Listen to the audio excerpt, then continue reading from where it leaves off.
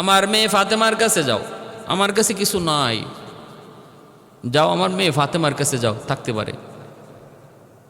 ফাতেমার কাছে আসবে। সাহেল কয়, আপনি যে আমারে পাঠাইতেছেন আপনার মেয়ের কাছে একটা সনদ দেন, সনদ।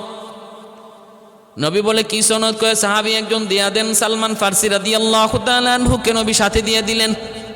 350 বছর হায়াত, সাহাবীদের ভিতরে সবচেয়ে বেশি হায়াত পেয়েছেন হযরত সালমান ফার্সি রাদিয়াল্লাহু তাআলা আনহু।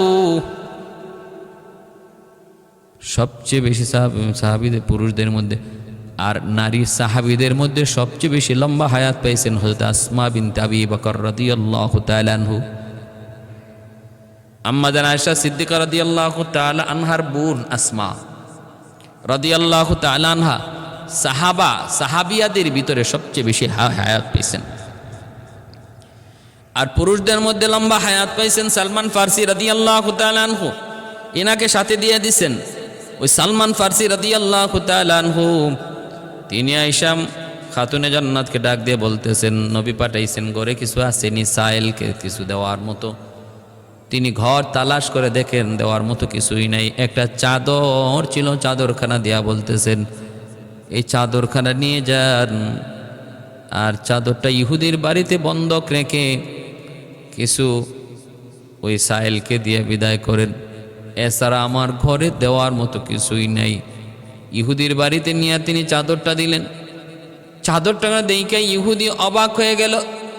ইহুদি বলতেছে, সালমান, চাদরটা দেখে আমি চিনে ফেলেছি, এই চাদরটা হলো মুহাম্মদুর রাসূলুল্লাহর মেয়ে ফাতেমার চাদর। ও সালমান, বন্ধক রাখবো পরে, বিনিময় দিব পরে, আগে কালেমা পড়ে মুসলমান বানায় দাও। কারণ আমি তাওরাত কিতাবের মধ্যে পেয়েছি আখিরি জমানার নবীর একটা আলামত। সাইল তার কাছে সওয়াল করবে, কিছুই থাকবে না, পাঠিয়ে দিবেন মেয়ের বাড়িতে। মেয়ের বাড়িতেও কিছুই নাই। মেয়ে চাদর দিয়া পাঠাবে বন্ধক রাখার জন্য ইহুদির বাড়িতে। আমি এক ইহুদি, চাদরটাও চিনে ফেলেছি। অতএব তাওরাত কিতাবের ওই আলামতটাও আমার পাওয়া হয়ে গেছে। বাকি আর যতগুলি আলামত সব আমি পাইছি, এটাই বাকি ছিল। ও সালমান, দেরি করতে চাই না, তাড়াতাড়ি করে কালেমা পড়ায়া আমাকে নবী দরওয়াজায় নিয়ে যাও। সুবহানাল্লাহ।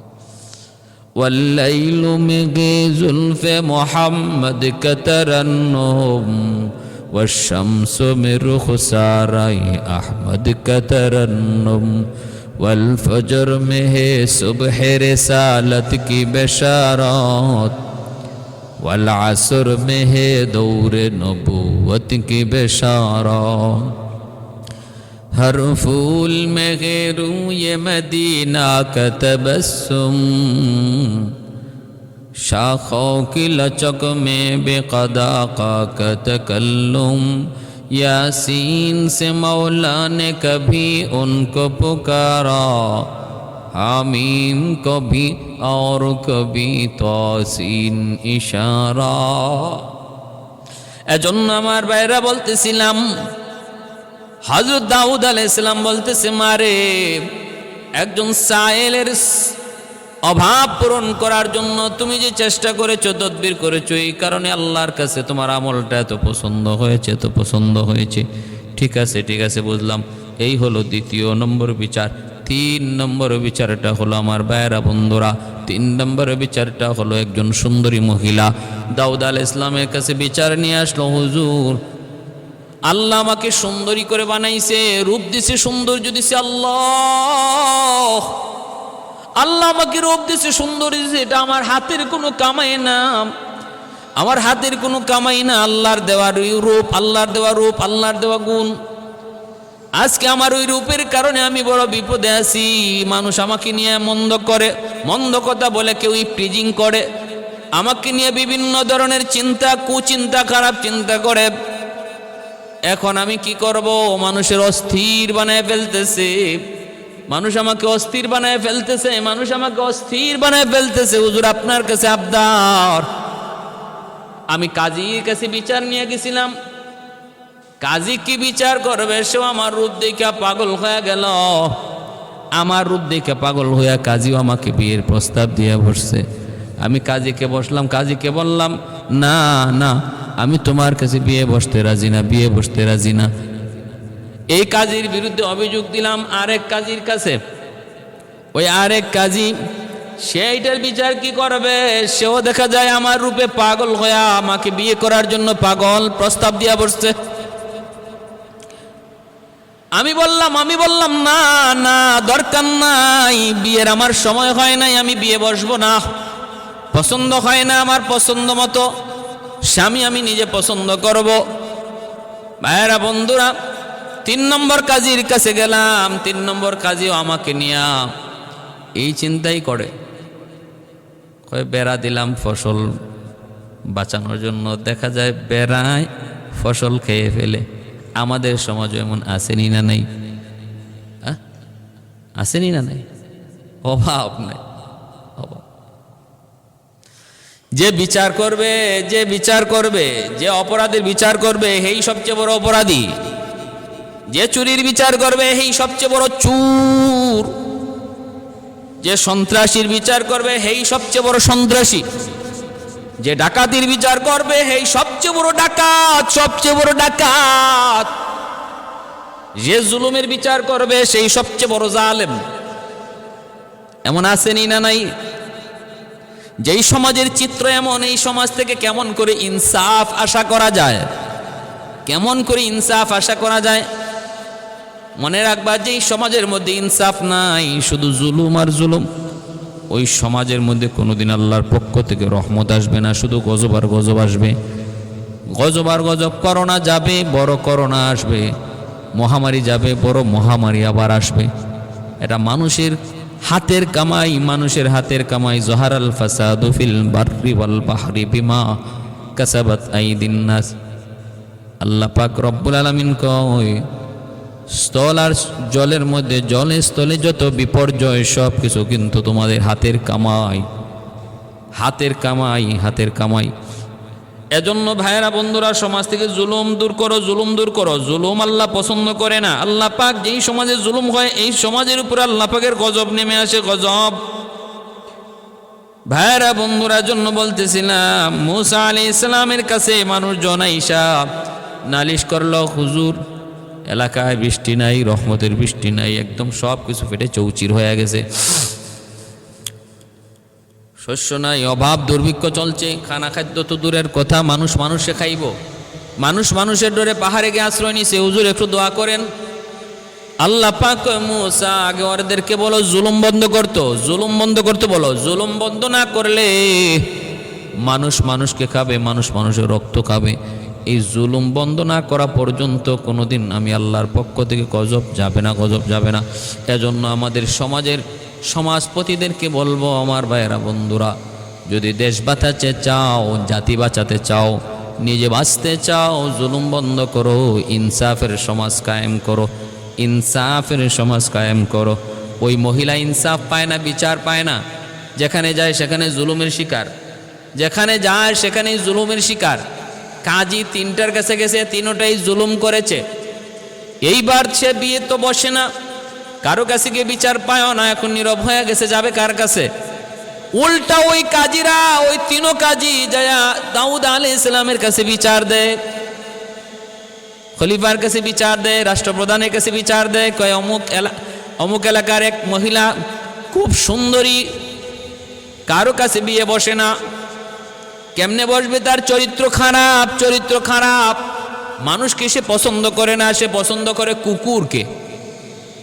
সে কুকুরের সাথে মেলামেশা করে, মিথ্যা একটা তহমত দিয়ে দিল, মিথ্যা একটা তহমত দিয়ে দিল। আমাদের সমাজে এমন ভালো মানুষকে ফাঁসায়া দেওয়ার জঘন্য চক্রান্ত সমাজে আসেনি না নাই? অহরহ অহরহ। অপরাধী ঘুরে বেড়ায়, আর নির্দোষ মানুষটা জেল খাটে, আসেনি না নাই? মাসকে মাস, বছরকে বছর নর্তকী ছাড়া পায়, আর আলেম ওলামা জেল খাটে, এমন আসেনি না নাই? অসংখ্য অগণিত। মদকুর বক ফুলায় হাঁটে, খুনি বুক ফুলায় হাঁটে। আর নবীর নায়েবে রসুল ওলামায়ে কেরাম, আবার শুধু ওলামায়ে কেরাম না, নির্দোষ সাধারণ মানুষ, দোষ করে নাই, অথচ দোষী হয়ে জেলখানায়, জেল কেলগায় মাসকে মাস, বছরকে বছর। ভাইয়েরা বন্ধুরা, জন্যই তো বলতেছিলাম, একদল মানুষ সমাজে আবার টাকা দিয়ে এদেরকে সাক্ষী কিনাও যায়, টাকা দিয়া সাক্ষী কিনা যায়। ওই 3 জন কাজী টাকা দিয়া সাক্ষীও কিনে নিছে, টাকা দিয়া সাক্ষীও কিনে নিছে হারামিরা। সাক্ষী পাইয়াও গেছে, টাকার বিনিময়ে সাক্ষী পাইয়া গেছে। তো কুকুরের সাথে মিলামিশা করে, হ্যাঁ, আহা।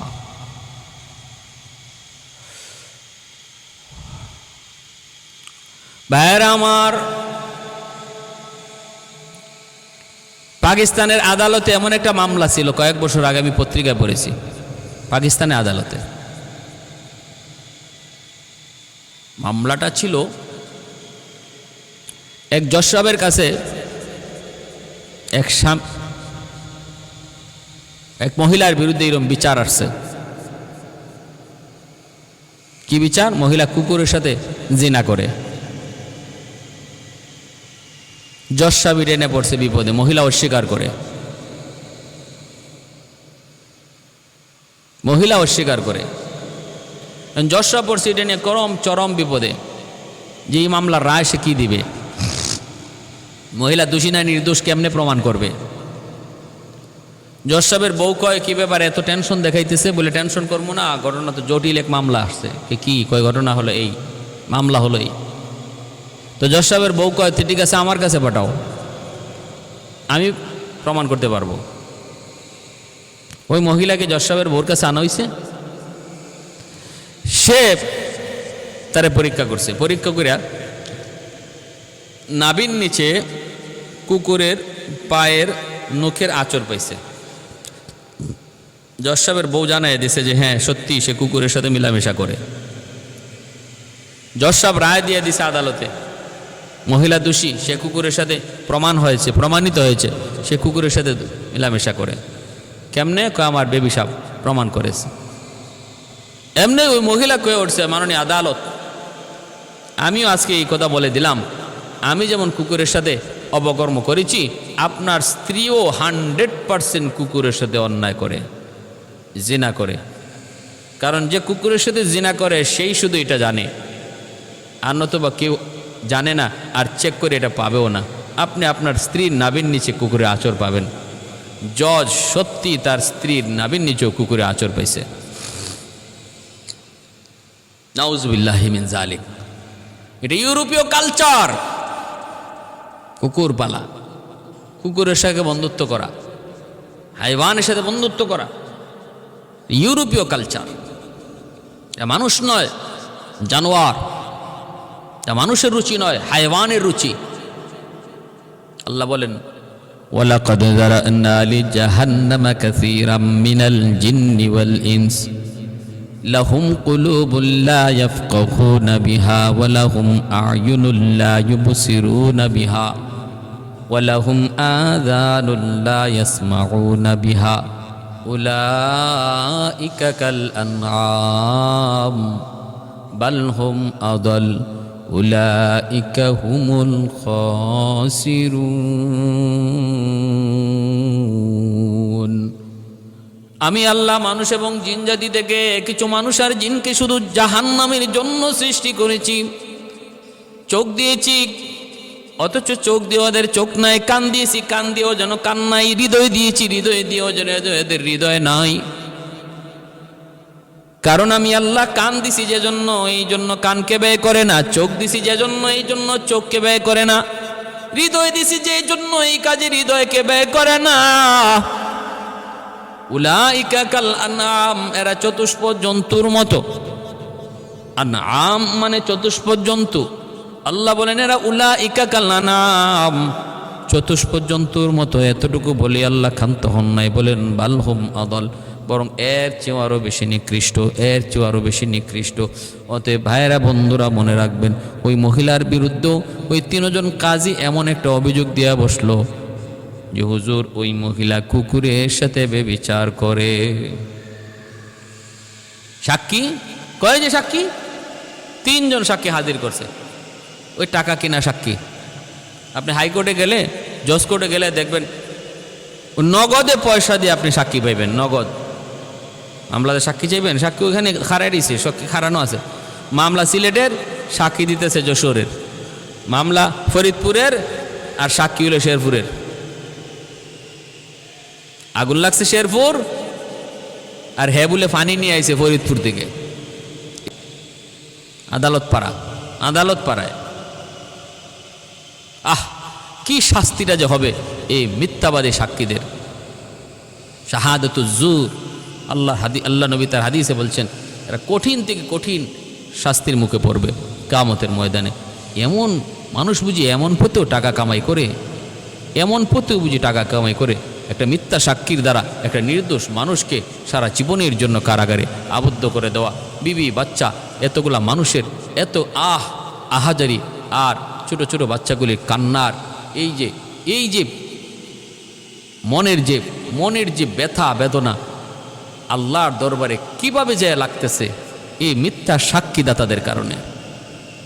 আল্লাহ তুমি ওদেরকে সহি বুঝ দান করো। এখনো সময় আছে আমার ভাইয়েরা, পয়সা কামানোর বহু সুরত রয়েছে। আল্লাহর কাছে চাও যে আল্লাহ আমি পথ ছেড়ে দিতে চাই, আমাকে হালাল পথে ব্যবসা, আমাকে সুযোগ দাও। আল্লাহ অবশ্যই দিবে, এটা আল্লাহর ওয়াদা। আল্লাহ বলে আমার কাছে চাও, শুধু হালাল পথে জীবিকা চাও আর তালাশে বের হয়ে যাও, ব্যবস্থা করে দেবো আমি আল্লাহ। তুমি চাইতেছই হারাম পথে, হাঁটতেছই হারাম পথে, এজন্য হারাম পথে তোমার ব্যবস্থা আসতেছে। আল্লাহ পাক রব্বুল আলামিন বলেন, হাদিস শরীফে নবী বলেন, মানুষ যেই লাইন দিয়ে রিজিক চায় আল্লাহ ওই লাইন দিয়েই তার রিজিকের ব্যবস্থা করে দেয়। আমার চাওয়াটা হলো মেইন ফ্যাক্টর, আমি কোন লাইনে চাই আল্লাহ ওই লাইনেই তার রিজিকের ব্যবস্থা দেয়। কেউ সম্মানজনকভাবে রিজিক চায়, আল্লাহ তার সম্মানজনকভাবেই রিজিকের ব্যবস্থা করে। আর কেউ অপমানজনকভাবে রিজিক চায়, আল্লাহ তার অপমানজনকভাবেই রিজিকের ব্যবস্থা করে। কেউ হালাল পথে চায়, আল্লাহ তার হালাল পথে দেয়। কেউ হারাম পথে চায়, আল্লাহ তার হারাম পথে দেয়। তাহলে বিষয় হলো আমার আপনার চাওয়ার। এখন আমি কোন লাইনে চাবো এটা আমার বিষয়। ভাইয়েরা বন্ধুরা, দাউদ আলাইহিস সালাম তো বিচারের রায় দিয়ে দিলেন মহিলার বিপক্ষে রায় দিয়া দিলেন। সুলাইমান আলাইহিস সালাম তিনি সন্দেহের মধ্যে পড়ে গেলেন, বাবাকে বলতেছেন, বাবা সাক্ষীগুলার সত্য সাক্ষী না মিথ্যাবাদী, ওরা কি অরিজিনাল সাক্ষী না নকল সাক্ষী, আমার একটু পরীক্ষা করা দরকার।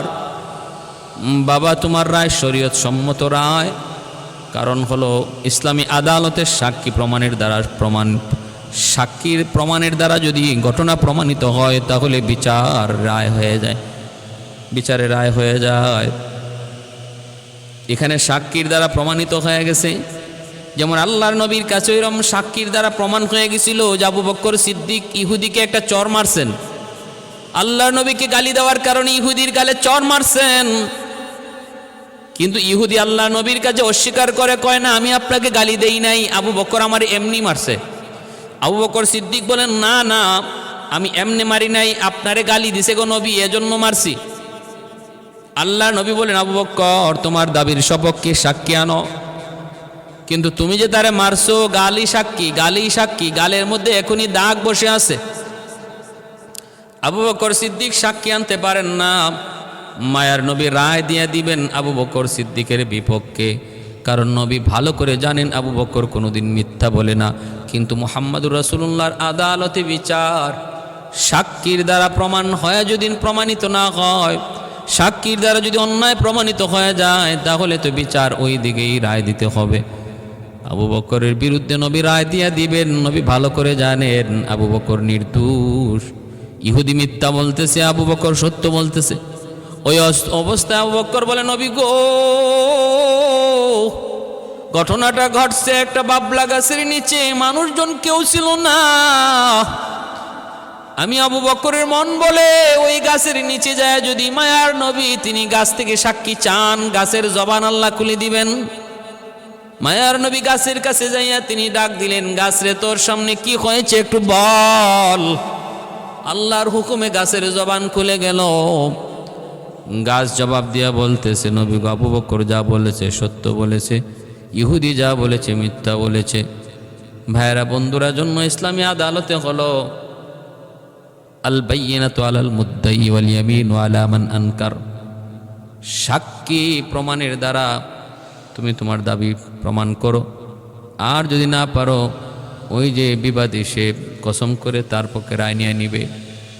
ভাইরা বন্ধুরা, সুলাইমান আলাইহিস সালাম বলেন, বাবা আমাকে একটু সময় দেন, একটু সময় দেন।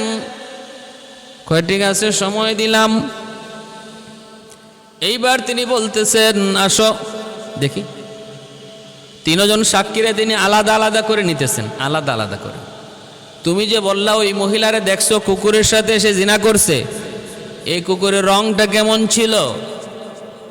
সে বলছে একরকম।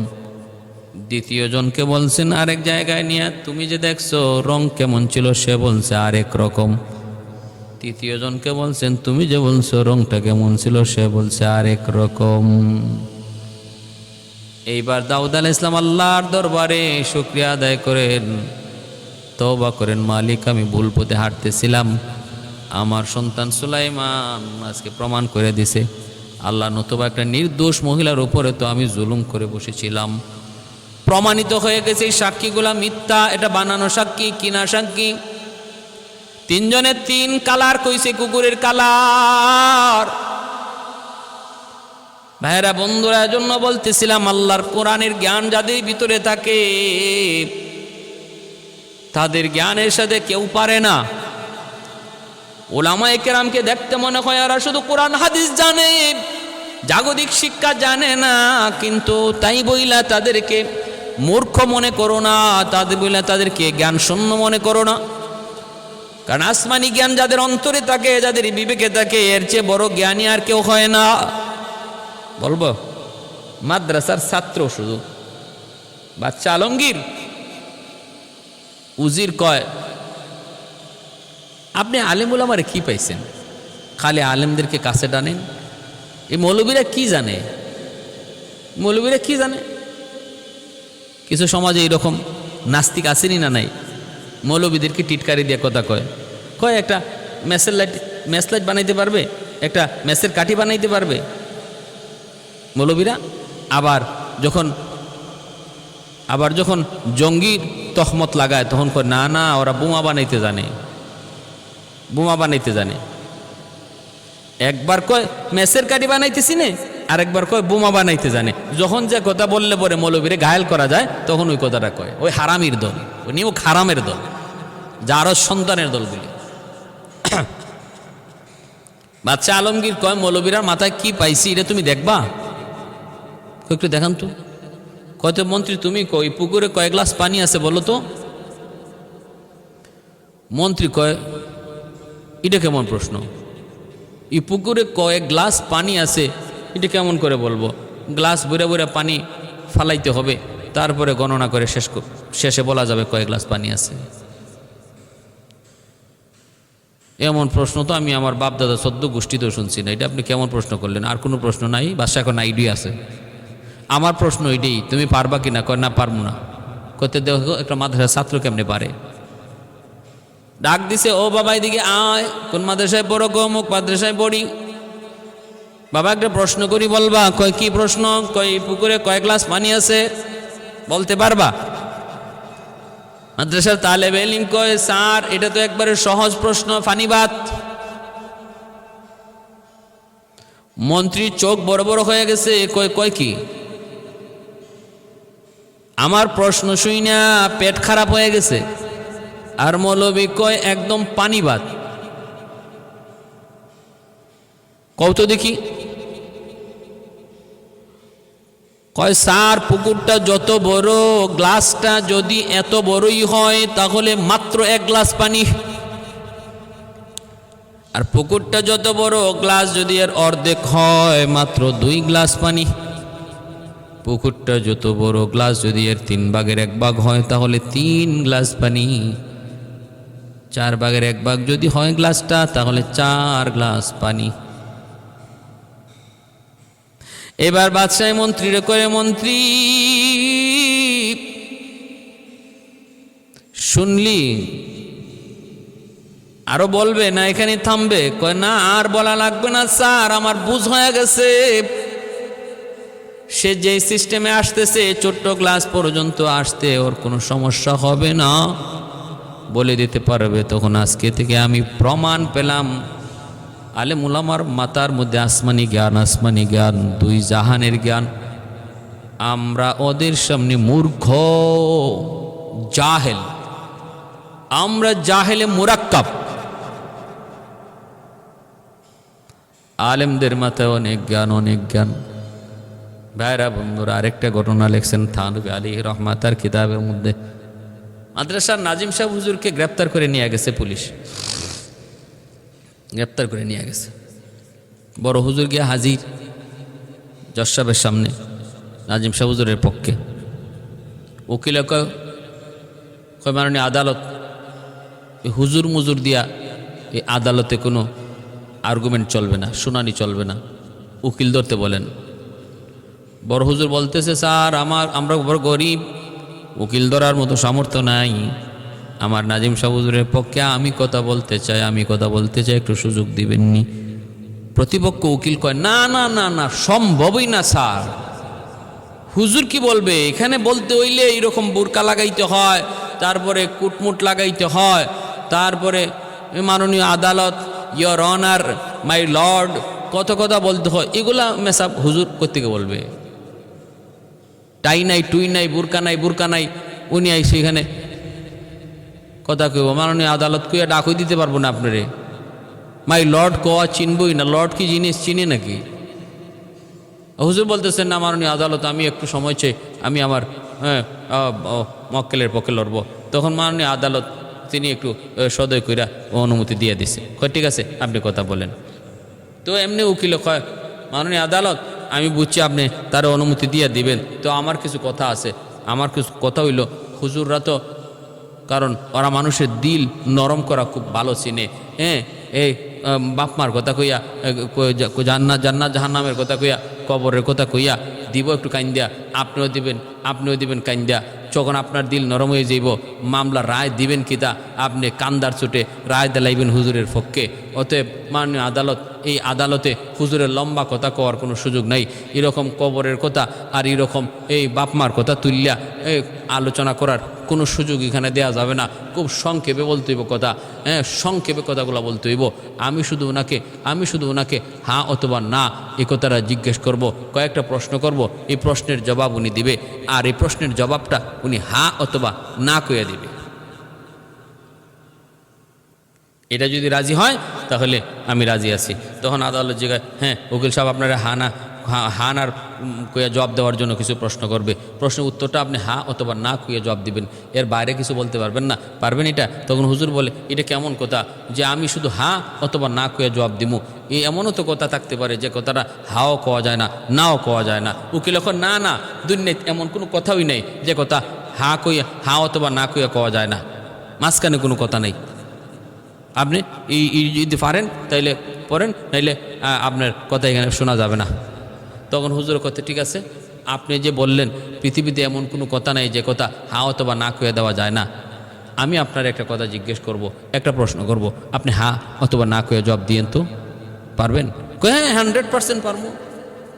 আপনি যে কোনো প্রশ্ন করেন, আমি হ বলবো অথবা ন বলবো, শেষ কথা। ঠিক আছে, মাননীয় আদালত আপনারা শুনবেন। আমি একটা প্রশ্ন করি, আপনি হ্যাঁ অথবা না কয়ে জবাব দিয়েন, দেখি কোন কি প্রশ্ন করেন। প্রশ্ন হইল, আপনার বাবার একটা অভ্যাস ছিল মানুষের মসজিদে ঢুকে জুতা চুরি করা। আপনার বাবার জুতা চুরি করার অভ্যাস ছিল, এই অভ্যাসটা এখনো আছে না নাই? হ্যাঁ অথবা না কয়ে জবাব দিবেন, হ্যাঁ অথবা না কয়ে জবাব দিবেন। তখন উকিল পড়ছে বিপদে। কেমন বিপদে? যদি কয় হ্যাঁ, তাহলে আগেও জুতা চুর আসিল, এখনও তার বাপ জুতা চুর। আর যদি কয় না, তাহলে অর্থ দাঁড়াইল আগে জুতা চুরি করতো ঠিকই, এখন আর বাপ এটা করে না, এই অভ্যাসটা এখন নাই। অথচ তার বাপ কোনো সময়ই জুতা চুর ছিল না, কোনো সময় না, আগেও না পরেও না। এখন সে এই কথাটা হ্যাঁ অথবা না কয়ে কেমনে জবাব দিবে? উকিল ফারাবাসের চিপা, বুঝেননি? ফারাবাসের চিপা, ফারাবাসীর চিপায় পড়ছে। সারেন্ডার হুজুর, মাপ চাই, বেয়াদবি করে ফেলেছি।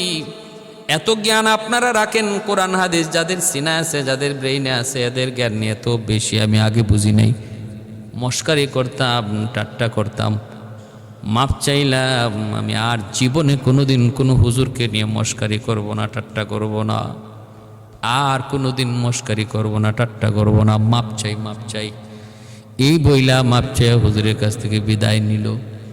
ভাইয়েরা বন্ধুরা, জন্য বলতেছিলাম, কোরআনওয়ালাদের সিনার মধ্যে আল্লাহ পাক যে জ্ঞান রেখেছে, ছোট্ট বালকের ব্রেইনের মধ্যে আল্লাহ পাক কোরআনের খাতিরে আল্লাহ পাক অতিরিক্ত জ্ঞান দেয়া রাখে। ছোট্ট বাবুটারে মাদ্রাসায় ভর্তি করছে, ছোট্ট বাবুটারে মাদ্রাসায় ভর্তি করছে, মায় মাদ্রাসায় ভর্তি করছে, আর বাবা হইল পুলিশ অফিসার। আইয়ে দেখে পোলার মাথায় পাগড়ি। কি রে তোর এই পাগড়ি পরাইলো কে? কয় মা। কয় মায় ভর্তি করছে কোথায়? কয় মাদ্রাসায়। বাবার মাথা গরম হয়ে গেছে। সব পুলিশ একরকম না। আলহামদুলিল্লাহ এখন বহু পুলিশ অফিসার, বহু প্রশাসনের লোকের সন্তানরা মাদ্রাসায় পড়ায়, কারণ যুগ চেঞ্জ। আগের দিন নাই, আগের দিন নাই। মৌলবীকে মস্কারি করার, টিটকারি করার এই দিন শেষ। এখন বড় বড় অফিসার, বড় বড় শিক্ষিত, বড় বড় শিল্পপতির বাচ্চারাও এখন মাদ্রাসায় পড়ে, কারণ ওরা ভালো করে এই কথা বুঝতে পারছে, চিনতে পারছে, জানতে পারছে যে সন্তানের হাতে বাপ মা জবাই হওয়া থেকে যদি বাঁচতে হয়, তাহলে একমাত্র পথ হলো কোরআনের পথ, আমার নবীর আদর্শের পথ। নতুবা ঐশীর মতো সন্তান জন্ম নিবে, মাহফুজুর রহমানের মতো পরিণতি ভোগ করতে হবে। সচিবকে প্রশ্ন করেছিল সাংবাদিক, ছেলেটারে মাদ্রাসায় পড়ান কেন? আপনার মতো সচিব হতে পারবে না? চান না আপনি আপনার মতো সচিব হোক? বাপে কয় সচিব বানাবো পরে, আগে জবাই হওয়া থেকে বাঁচি। জবাই হওয়া থেকে বাঁচার জন্য মাদ্রাসায় পড়াই। পত্রিকা দেখেন, সাংবাদিক প্রশ্ন করেছিল। ঢাকা শহরে 50,000, 70,000, লক্ষ টাকা মাসে বেতন দিয়ে এখন মাদ্রাসায় পড়ায় এমন প্রতিষ্ঠানও আছে। এমন প্রতিষ্ঠানও আছে ঢাকা শহরে এখন, কমই মাদ্রাসা, মাসে 50,000 টাকা বেতন। কারা পড়ায়? শিল্পপতির বাচ্চা, শিল্পপতির সন্তান, বড় সচিবের সন্তান, বড় বড় অফিসারের সন্তান মাদ্রাসায় পড়াইতেছে। যুগ চেঞ্জ। যেভাবে গরিবের দিন ফিরে আইছে, ধনির দিন শেষ। ধনী একসময় কইতো কি, গরিবরে মস্কারি করে, টিটকারি করে কইতো, এই পেটা ফকিন্নির পুত, ফকিন্নি, ভাত খাইতে পারস না, 3 বেলা রুটি খাস, আবার আমার সাথে কথা কস। তখন আল্লাহ পাক গরিবরে কইছে, তুই ধৈর্য ধর, কিছুদিন ধৈর্য ধর, একটা দিন আসবে যেদিন তুই পেট ভরে ভাত খাইবি আর ও রুটি খাইব। দিন ঘুরে আইছে। এখন গরিবে পেট ভরে ভাত খায় আর ধনী রুটি খায়। একজন রুটি খাওরা কইয়া গালি দিত এই ধনী গরিবরে, রুটি খাওরা। প্যারে হাজিরিন, ওই ছোট্ট বাচ্চাটা, বাবা কয় ঠিক আছে চলো খাইতে, তোমার নানার বাড়ি যাই। ওই নানার বাড়িতে রওনা দিছে, মাথায় পাগড়ি। রাস্তায় বাপরে কয়, আব্বা আমার একটা আইসক্রিম কিনে দাও। বাপে দিছে আইসক্রিম কিনে, আইসক্রিম খাইতেছে, হাত থেকে মাটিতে পড়ে গেছে। সে উঠে খাইতে চাইছে, বাপে দিছে ধমক, হারামি, তুই মাটিতে পড়ে গেছে জিনিস তুই তুইলা খাস, ঘটনা কি তোর? এটা কে শিখাইল? বড় হুজুর শিখাইছে। মাটিতে পড়ে যাওয়া কোনো জিনিস রিজিক যদি হয়, সেটা খাবার খাদ্য দ্রব্য হয়, তুইলা খাওয়া আমার নবীর সুন্নত, পরিষ্কার করে তুইলা খাওয়া নবীর সুন্নত। হয় বেটা রাখ, নবীর সুন্নত, নবীর সুন্নত। মাটিতে পড়লে জিনিস পচা হয়ে যায়,